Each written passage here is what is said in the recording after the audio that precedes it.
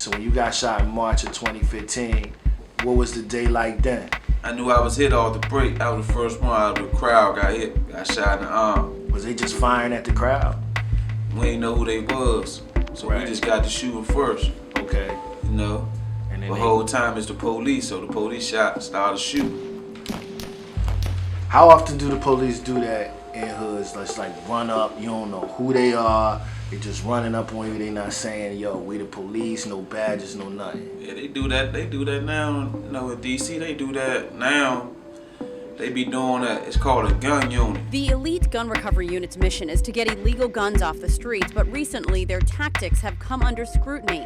So they just hop out on you, ask for guns, make you lift your shirt and stuff up, or see if you got a gun or something on you or something like that. But they doing that now because they wear regular clothes, so you don't know what's going on. Anything can happen. That can happen to anybody on any given day. It only gotta be no street person. It could be a regular person that got a whole job. It could be a lawyer person. It could be anybody.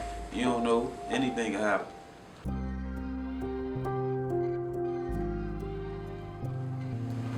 Got locked up 3 months after I got injured. So what was that like to get locked up and you were still dealing with your injury? I mean, I could walk, and I kind of knew a couple people that was in there, so it's like I knew I wasn't just gonna be, just thrown in there for real. So I could walk. I couldn't really like run or like jump and stuff like that. But even while I was in there, I was still going through like the stuff they taught me in the rehabilitation. I was still doing that while I was in there, like putting a blanket on, and I was just trying to rehab myself in there. Okay. Yeah. When you got hit that time by the police, did you get any charges for that? Yeah. Catch a charge? Yeah, I caught a charge. Did you have to do time for it? Yeah. How long did you Did have to do? 36 months for it.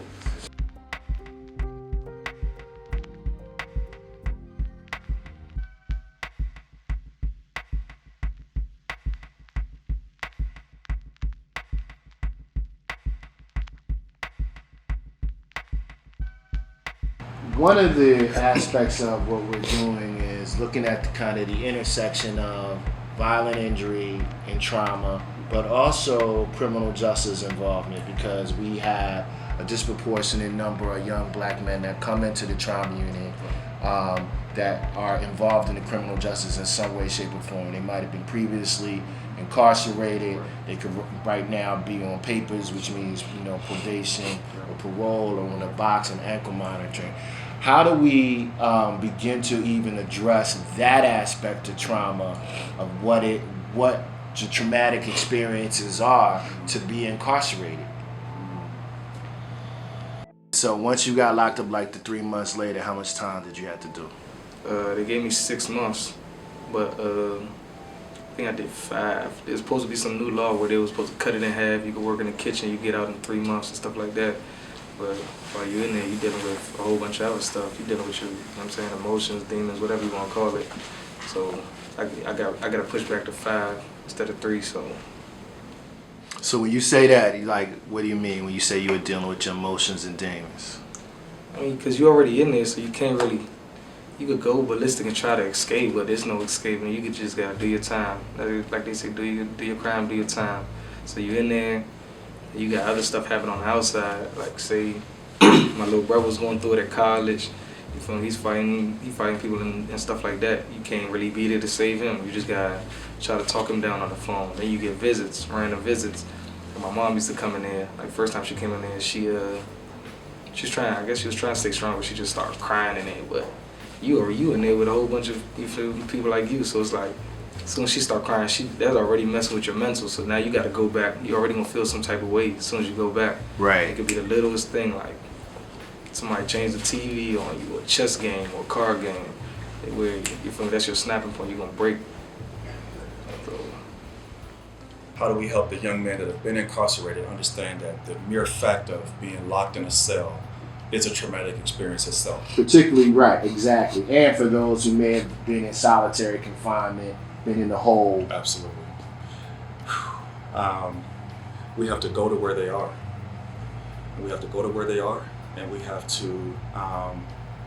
be, proactive, because they're not going to come to seek help from us. So we have to go to the spaces where they already are, and we have to enter into collaborative relationships with reentry programs where these men and young men are and we have to, take this information to them, because many of them, again, they're if they've been arrested multiple times, incarcerated multiple times, the experience of being locked up and locked down is normative for them. They don't even see it as traumatic. How long were you in the hospital for those 5 shots? Like a month. And where'd you get hit? I got hit all in the back, and 4 in the back, 1 in the arm. And so you in there for a month, and then they transferred you to jail? To CTF, DC jail. Okay. And so what was that like going from the hospital, now you're in the jail? You got this picture, you got this, you in a messed up situation. Cause you going in there messed up, like you in a messed up situation, but you got this picture of big boy draws on. Your big boy bosses on it, man, and man up like a man, Mm-hmm. You gotta make the bed up. The bed you make up, you gotta lay in it. I was in bed mode. I wasn't even worried about it. I don't even think I was thinking about I got shot. I was worried about what I'm gonna do in here. You gotta retake yourself in. You can't worry about your medical problems. You gotta retake yourself in. You in jail now, so all that out the window. You on a new stage. So like you gotta, you don't think about it. Like I ain't gonna lie and say you don't think about it. You don't think about it sometimes, but you ain't on really like it don't be on my mind. So like it don't be on my mind. Like when I go to jail, I be thinking about jail. Like my folks be on jail because you gotta deal with the police. You gotta deal with this inmate. You gotta deal with this person, that person. So you gotta be on your P's and Q's. At any time did you have to go to the hole? Yeah, I done went in the hole. For how long? I stayed in the hole almost like 3-4 months. Then I went out the feds. When you was in the hole for that 3-4 months, did it affect you mentally? Nah, I used to do push-ups and stuff like that. Okay. And then you went to the Fed for how long? I went to the feds for almost 25 months. This is a lot to happen for you in 3 months. You get hit, and then 3 months later, now you locked up. So what's going through your mind now that you locked up, you in your cell at night, you hit, 3 months earlier, you still got to deal with your injuries from that, whatever situations for PTSD, and you incarcerated. What are your thoughts going on at that time? I just try to stay sane. I didn't really have too much thoughts. Like I really slept a couple months away because I didn't want to think too much. You feel me? Or do too much and stuff like that. So yeah, I wasn't really trying to think, to be honest. I gave a presentation 2 days ago to a group of men and young men who all have a history of being incarcerated, and the prompt was, do you remember your first night in prison?